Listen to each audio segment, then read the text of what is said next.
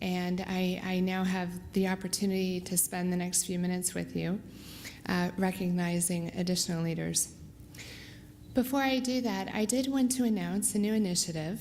When I kicked off the conference a couple mornings ago, I invited everyone to come forward with their big idea, with their moonshot. And for NCSE, we don't want to limit ourselves, and at the same time, we have some boundaries of reality as a nonprofit. We got an idea from Dr. Rita Caldwell, who's on our board, and we liked it so much, and it was something we could actually get done quickly. So we have, and I want to share it with you all, and we invite your feedback. It will go live somewhere around midnight tonight. We're going to start a crowdsourcing campaign to raise money very specifically for something that we've called the NCSE Science Policy Internship. The idea is it will be a 3-month internship during the summer for undergraduate students from 2-year and 4-year institutions, so associates and 4-year degrees. They will be paired with a local community stakeholder, a city, a county, a regional government, to focus on a local project that includes science, the environment, and policy. By the end of their internship program, we will bring them to DC, and they'll participate in a policy academy. The idea being that we actually are hopefully helping not only nurture and facilitate a level of civic engagement, an understanding of policy and the role that you can play, even if, but hopefully because, you might decide to spend your life as a biologist, as an ornithologist, as a chemist, that civic engagement matters. Running for public office at all levels of government is extraordinarily important. And helping policymakers use, access, understand science, more important today than it's ever been. It's always been important, but really now, how do we activate our community? So again, the NCSE Science Policy Internship, we'll be posting it up on our website. We will likely send it out as part of our follow-up to all of you. And the crowdsourcing part is raising money to make it possible, and the money will go directly towards supporting the internships. I now would like to introduce to all of you a very special friend to NCSE. For many years, we have had the honor and the privilege of holding a lecture that was begun in the memory and the honor and the leadership of Senator John Chafee. I'd like to introduce his daughter, Georgia Chafee Nassikas, and as I do that, I wanted to share with you something that we mentioned last night we found from the inaugural lecture. This is the program, and this is December 7th, 2000. That's in honor of your father. Thank you so much for joining us tonight.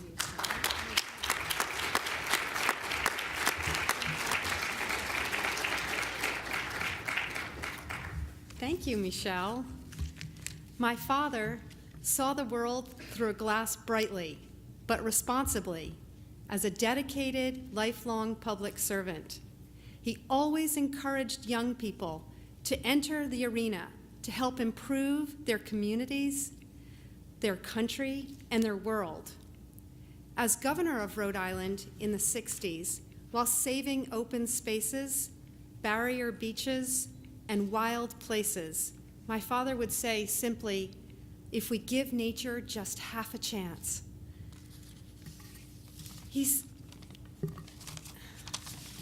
Then, as senator, he listened, really listened, relying on science, honest fact-finding, and fair legislative process.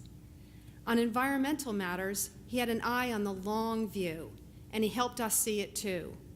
We know that when we care for our environment, we act not just for today or for tomorrow, but for the good of 10,000 tomorrows. Over 30 years ago, my father convened hearings on the Hill on the subject of, and I quote, ozone depletion, the greenhouse effect, and climate change. 30 years ago. And here we are. He said then, the scientific evidence is telling us we have a problem, a serious problem. We needed to act, he said, because the possible consequences of not acting would be far more severe and solutions far more difficult. And again, I can't say it enough, but here we are. I know he would be cheering all of you today, brightly and responsibly, for your individual and collective commitment to advancing science and knowledge and protecting our beautiful blue planet. Thank you.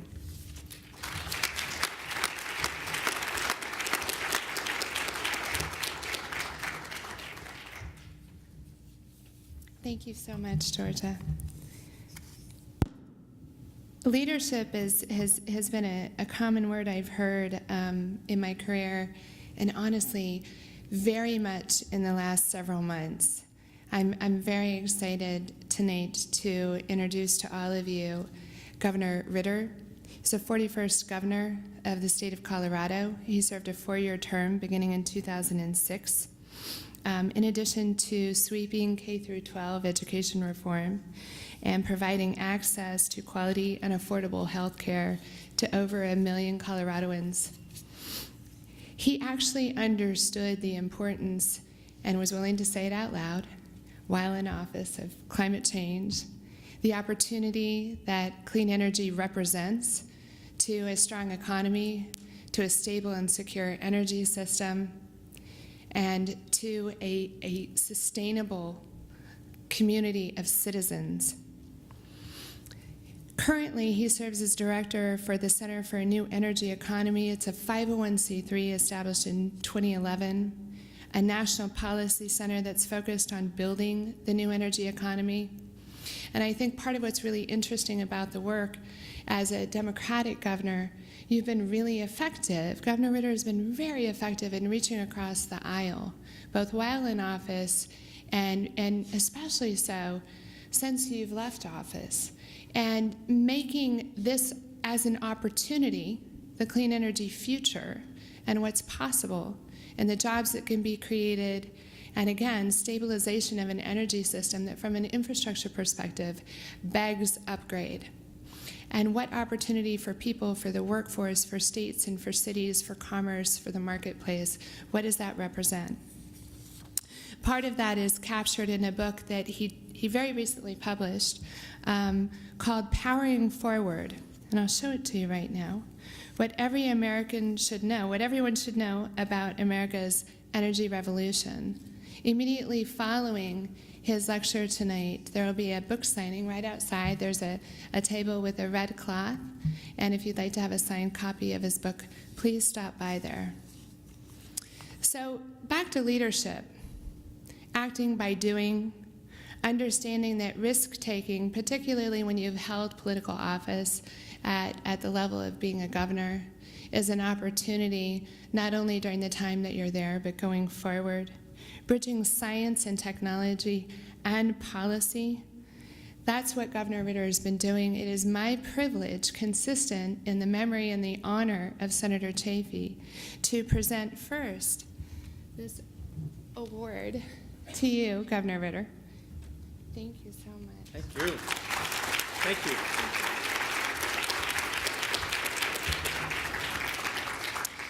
And to welcome you up to present the Chafee Lecture. Thank you so much.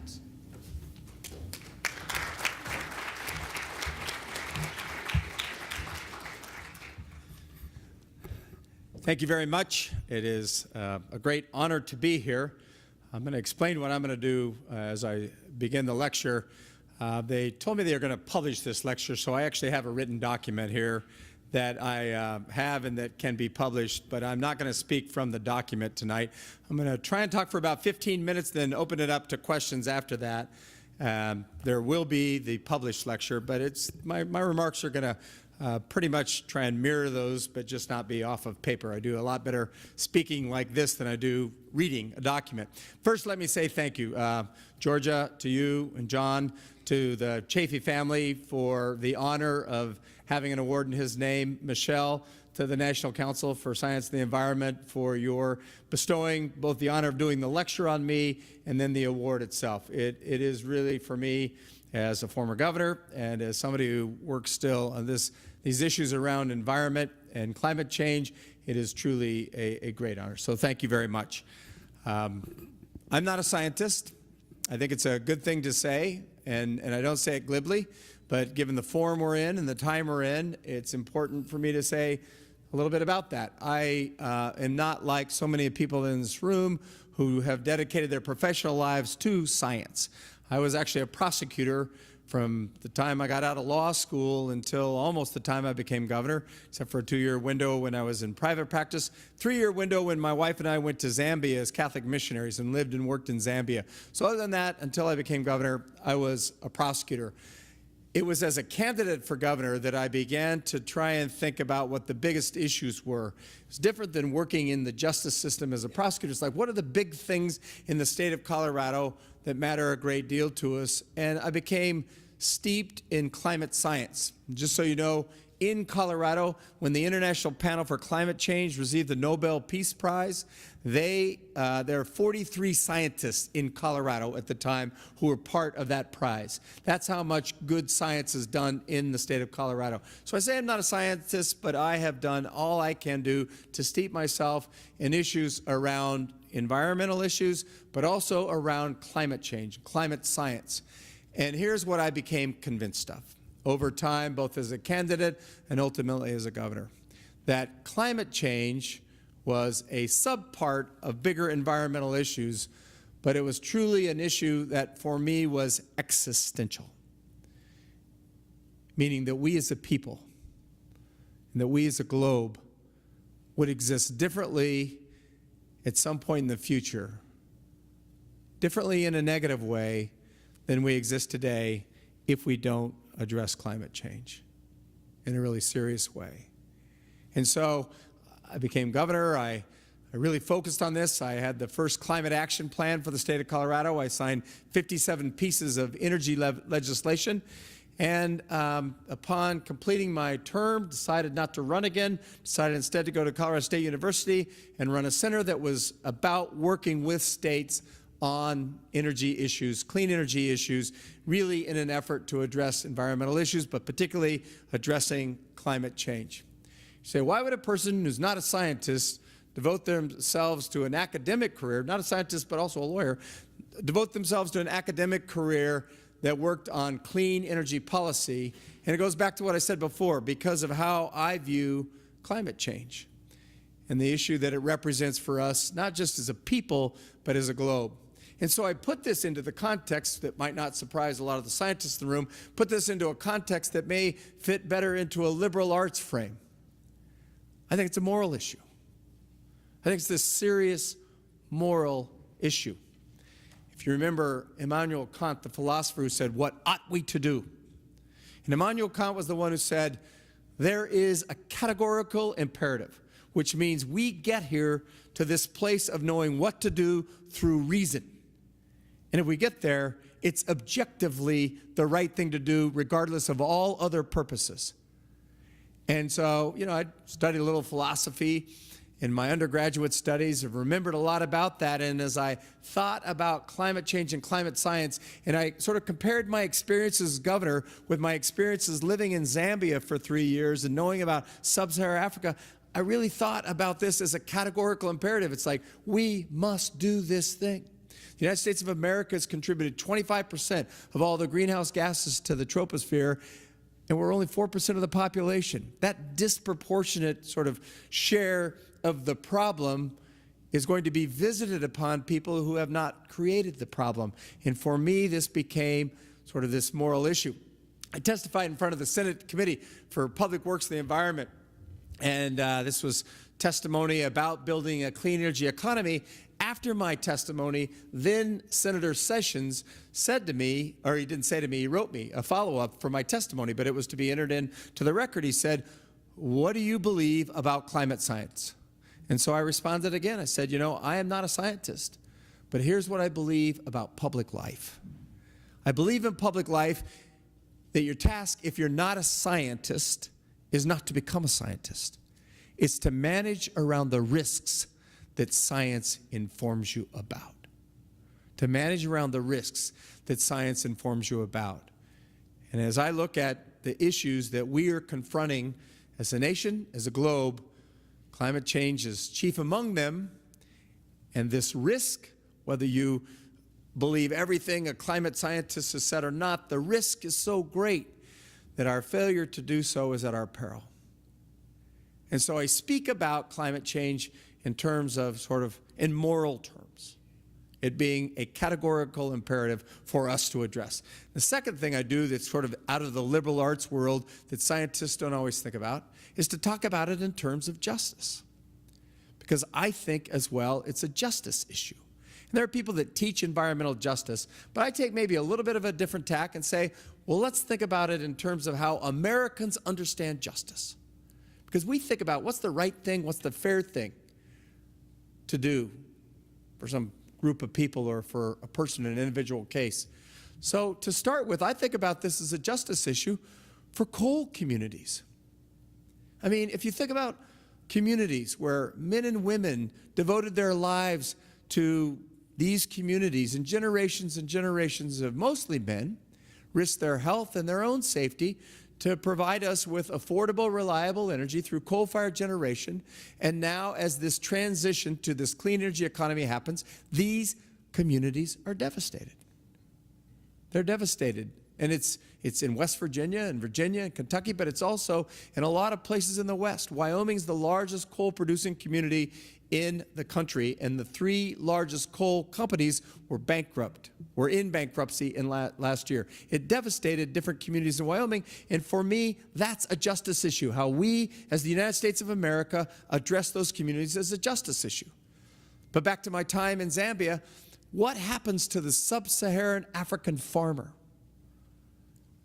Because of a problem that they did not create, when it becomes so much more arid than it presently is, when temperatures warm to a place where it's just not possible to farm anymore, or even subsistence farming is out of the question, and relocation is now the only thing they can do.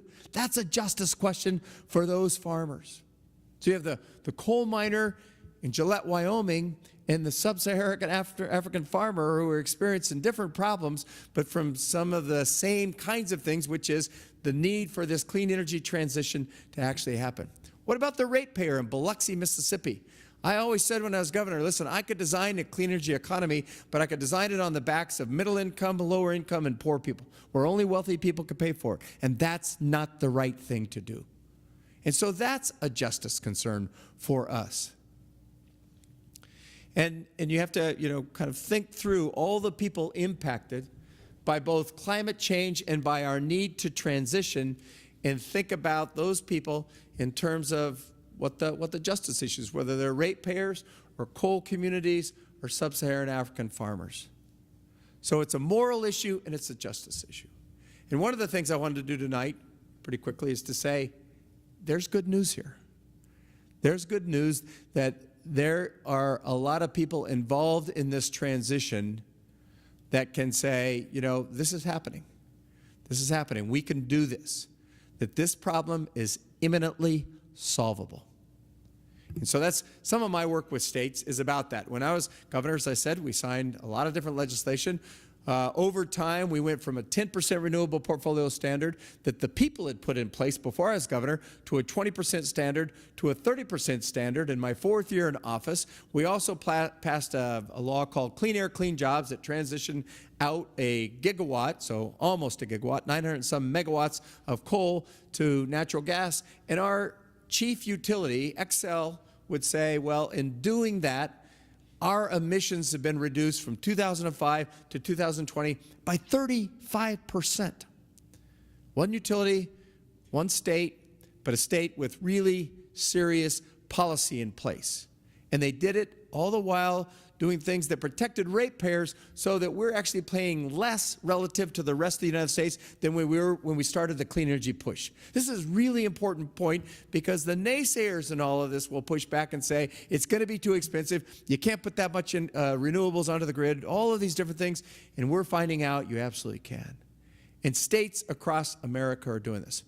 I want to just take a moment and say, Don't accept this false argument that's put out there, and you hear this all the time. Because I call it policy, other people may call it mandates. Don't accept this false choice that it's either policy or the operation of the free market. In the United States, electricity markets have not operated as a free market since 1905, where interestingly, they were first regulated in the state of Texas. Because utilities, quite frankly, look a lot like a monopoly. And by the early 1900s, we had enough experience with monopolies to know that it was appropriate to regulate them, because left to their own devices, they don't actually protect customers. Monopolies don't. And they don't, quite frankly, protect the environment. And there were all of these things that we knew about that, so we started regulating. So anybody who says it's either the operation of free market or its policy is wrong, because it really is a mixture of the two. We began putting in place this renewable portfolio standard that I've talked about. We were at 10%. We went to 20%. When I became governor 10 years ago, we had 275 megawatts of wind in Colorado. We are now we have 10 times that in 10 years. So we have 3,000 megawatts. We're going to go to another 600 megawatts by the end of next year. And the last 600 megawatts aren't because of the RPS. They're just because the market is dictating that. The cost of wind was 9 cents a kilowatt hour 10 years ago. It's 3 cents a kilowatt hour now. It's been reduced by 6 cents a kilowatt hour. If you do the math on that, something like whatever that is, 72%.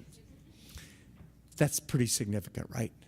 That the cost comes down, capacity grows, and we've seen that. I'm just using a Colorado example, but we've seen this across the United States. And so in California, they went to a 50% renewable portfolio standard. Oregon went to a 50% renewable portfolio standard. And then states like Vermont, New York, Hawaii have all gone beyond 50%, put targets out at later dates than California and Oregon, but said we can get there. We can integrate this in, we can protect ratepayers, and we can see sort of part of this clean energy economy. If you look at what's happened on the side of clean energy, on energy efficiency, working together at the state level, there's remarkable news. Our team put together a whole website where you can go in and look at what every state is doing across 38 energy policies. So it's called SPOT, State Policy Opportunity Tracker, spotforcleanenergy.org. And you can look at every state and see all of the remarkable work happening at the state level. So that's an important data point for us tonight about things happening in this clean energy transition. The second thing is that local governments are involved as well in a really serious way.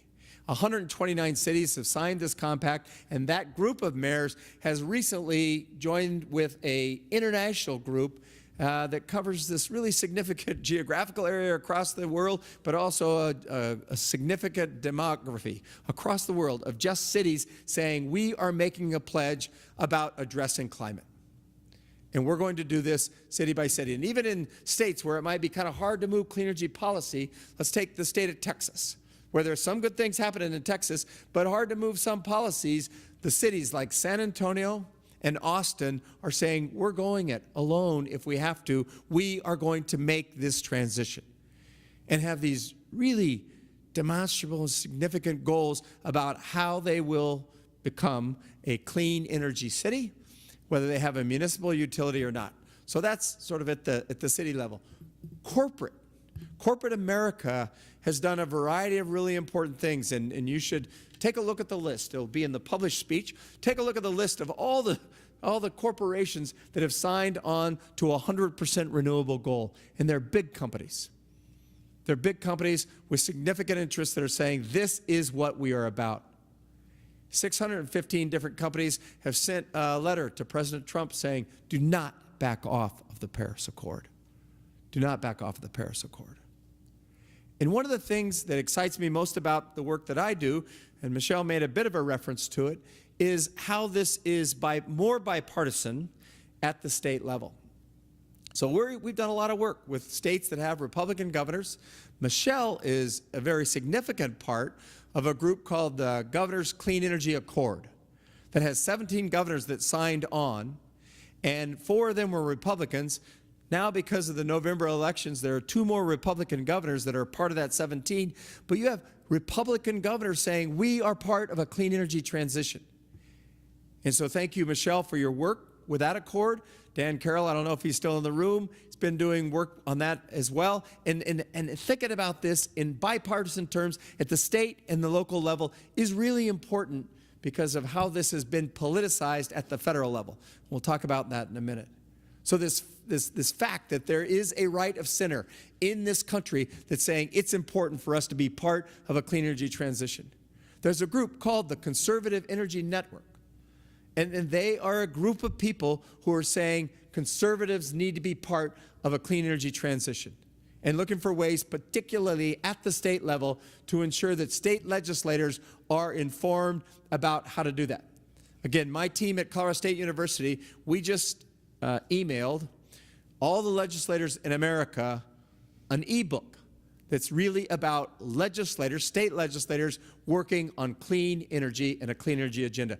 But to have people from the right of center to say we're a part of this is, as I say, an important thing. I say in this book, I mean it, everything I did as a governor was far better if it was informed by the other side.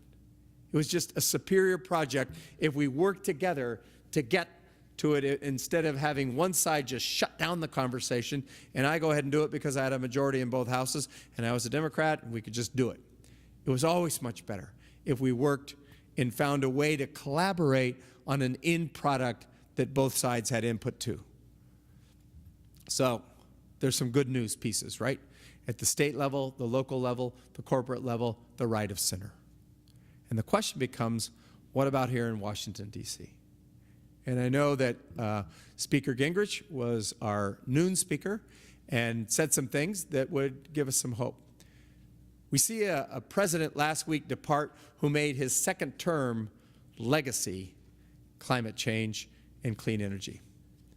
I think Barack Obama can take a great deal of credit for the fact of the Paris Accord and for the kinds of declarations that countries like China and India were willing to make at the Paris Accord. And there's a variety of other really important things that that administration did. And so we come to the Trump administration. And I think there's a lot of reason to ask the question, so what is the future of policy at the federal level on the clean energy side and the climate change side under a Trump administration? There's been some dire warning signals. They took any mention of climate change off of the White House website during the inaugural ceremony. There have been some other issues regarding nominees who in prior days have been what you might call climate deniers. There's just a lot of things that have happened since the election where you could look at this and say it could be very rough sledding. And you know, it could be very rough sledding. And so here's what I think we need most in Washington, D.C. I told my wife, I said I was going to tell people what we need most is another John Chafee. And my wife said,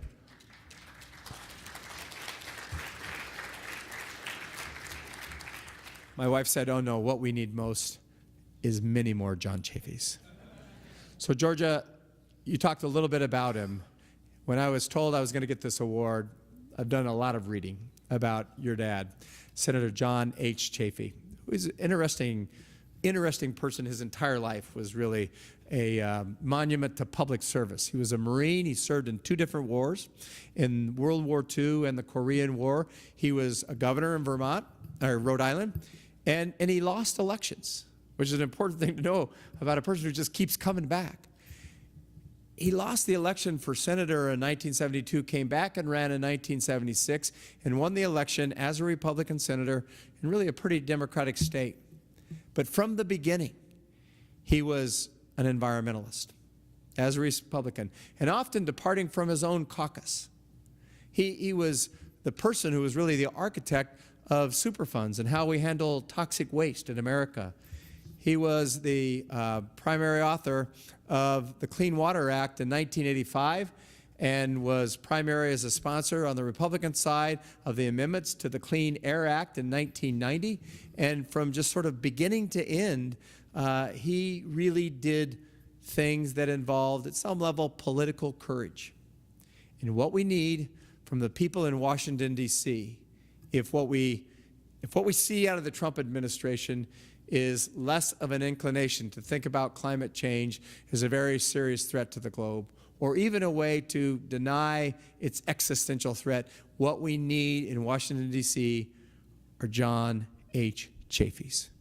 We need people who will say the right thing to do, the just thing to do, the moral thing to do for us as the United States of America is to ensure that there is a transition to a clean energy world that addresses this existential threat, that we owe it to the rest of the world in a sense, because we are the inventors, we are the innovators, and we have the absolute ability as the United States to lead that transition.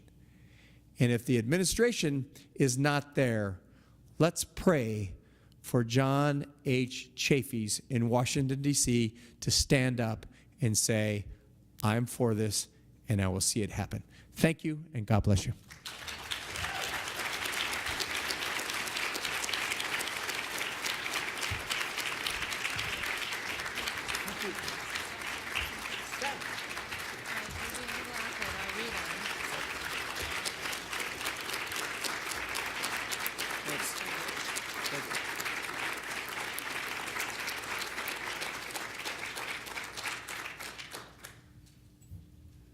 Thank you. That was fantastic, and a really banner way to end the day. We've got an evening event that will be exciting, but honestly, your leadership is inspiring. Thanks. I have questions now. The first, my name is David O'Leary, and I decided to read that because most of these questions are anonymous. So wherever you are, David, right on. CSU alum, Watershed Science class of 2013. There you go Rams.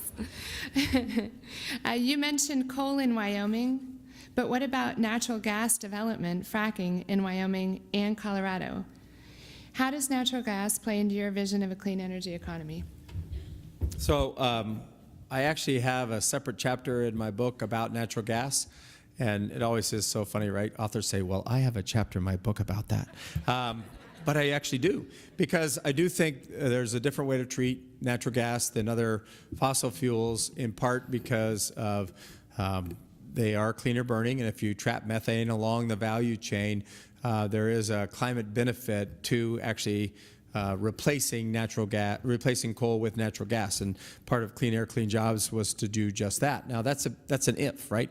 If you trap methane along the value chain from the borehole, all the distribution and processing parts of the operation, the pipeline, you need to trap methane, right, for there to be a climate benefit, but there is. That's number one. Secondly, if you just look at the transition, there is so much natural gas that's being built that we're not going to transition out of that right away.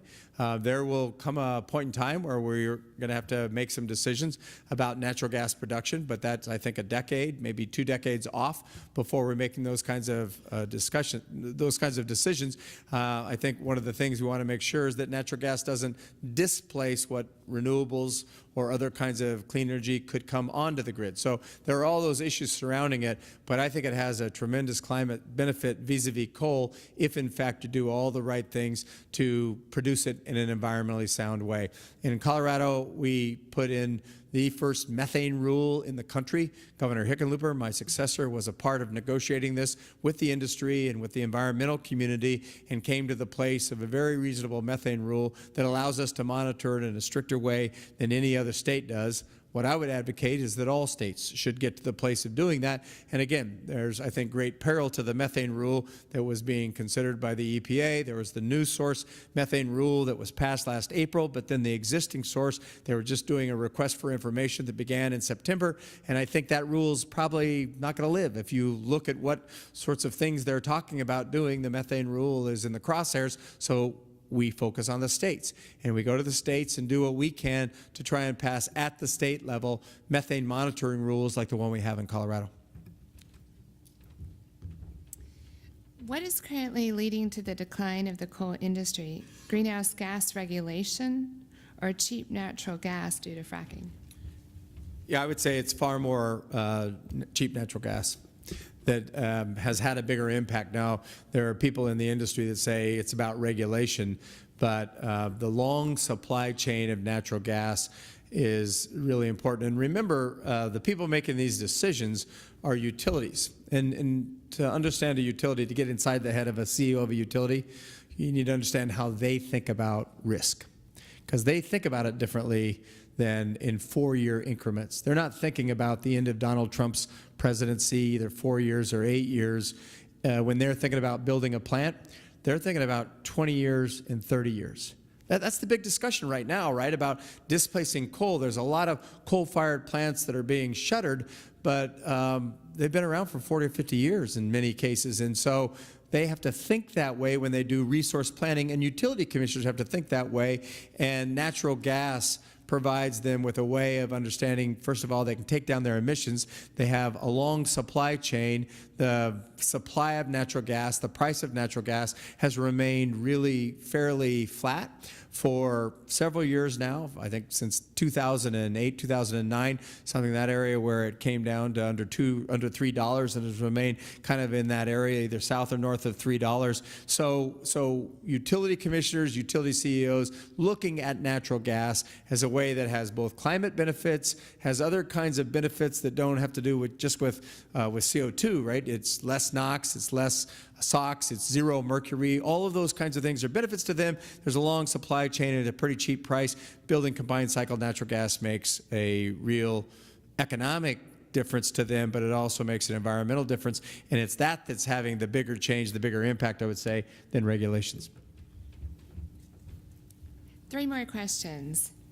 This might be a longer answer. It's a shorter question. What is your position on a carbon tax? So what's the saying? If it's a short question, then it should be a short answer. My position, it's the single best thing we could do to really transition to a clean energy economy, is to price carbon. So I was part of this group of the National Academy of Sciences, and we just published in September a book. It's called Power to Change. It's a report, but it's a thick report, so it reads like a book. And, we made several recommendations, but one of the recommendations, the second recommendation we made, is to price pollution. So even keep away from the word carbon tax and just talk about it in terms of pollution. This is a tremendous market failure for us not to count the costs of an externality and bring that back into the price of doing business, but to really, privatize the profits that you take from producing energy through some kind of, an effluent that has carbon in it and a lot of other things, and to socialize the detriment. We socialize the detriment because molecules travel, and people pay those. They pay them in health, in health risks, safety risks, and we are paying it in terms of a warming climate. So it makes every good sense to internalize that cost, as we do in every other market, or try to do in every other market, and price it. Whether that means a carbon fee, carbon tax, a cap and trade market, whatever it means, that's the right thing to do if you believe in the operation of a market. I'm not playing a trick. This is, you partially just answered this, but I still think it's important to ask you, there's a part of this, you'll understand why. How do we convince those with alternative facts, in quotes, that we can still grow the economy and have clean energy as well? Yeah, so there's so much data out there, really. I don't know, in a world, I was in Britain, in London actually, after the election, and there were people calling America a post-truth world. I mean, it was really an awful thing. But there's just so much data that supports the fact that you can do this. And one of the things is Brookings looked at places that had reduced their emissions, states that had reduced their emissions and grown their GDP, and they called it decoupling. So decoupling has a different meaning when you're talking about energy systems and utility regulation. But this is just about looking at the growth in the economy and the lessening emissions.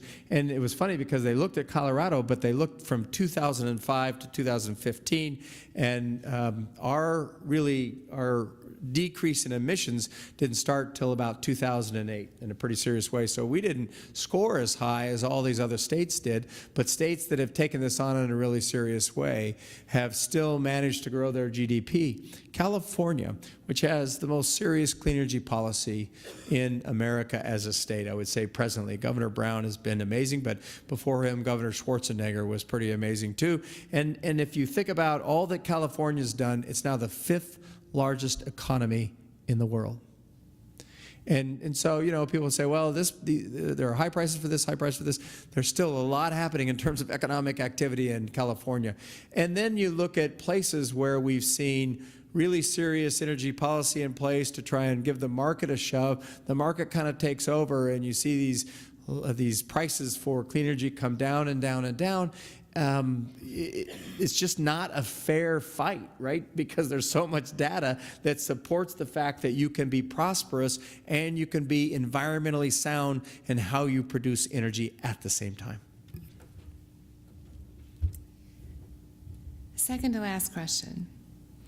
Actually, last question, but then one more thing after that. If you believe climate change is a moral issue, how do you suggest we work with the religious community? Well, first of all, there's a great deal of people inside the religious community who are already on board. I had the great advantage of going to Rome before the encyclical was published, and I was part of an international delegation, and it was kind of this interesting group of people. I was the only American, but it was like we were helping the Pope with a rollout strategy for the encyclical. And it's like, you know, I thought the Pope had help on rollout strategies, you know? Wouldn't he already know how to? But really what we did was provide a document to the Vatican that basically said, this is what we see as a group of people from around the world, political scientists and scientists alike, economists. And this was also, if you've ever read the encyclical, if you haven't read the encyclical, I would encourage you to, because the Pope in that encyclical makes the argument that climate change is just one part of environmental degradation, and that if we really want to address environmental degradation, we have to do it in concert with addressing economic inequality. And the two, in many respects, go so hand in hand. And so, you know, the Pope, as the leader of the Catholic Church, is really, in that encyclical, made the case for this being a moral issue, and says as much in the document. But there are a variety of religious groups in America that are on board as well. And I was part of this group called the President's Climate Action Plan, where we enlisted people from what I would call the religious right to be a part of this, who really believe climate change is happening, that it's real, and that it's a moral issue for us. And so how do we grow that, I think, is the question. Certainly in the United States, there are archbishops who are not on board with what the Pope's encyclical said we should be doing about this and addressing it as a moral issue. And so we need to, you know, have bottom-up pressure. But I think for, you know, people who are church-going people to be presenting to their pastor sort of the moral case for this is an important part of this conversation. Not a question, like I said, and I actually have never said this to anyone before, so I'll try not to cry. It's quite a moment.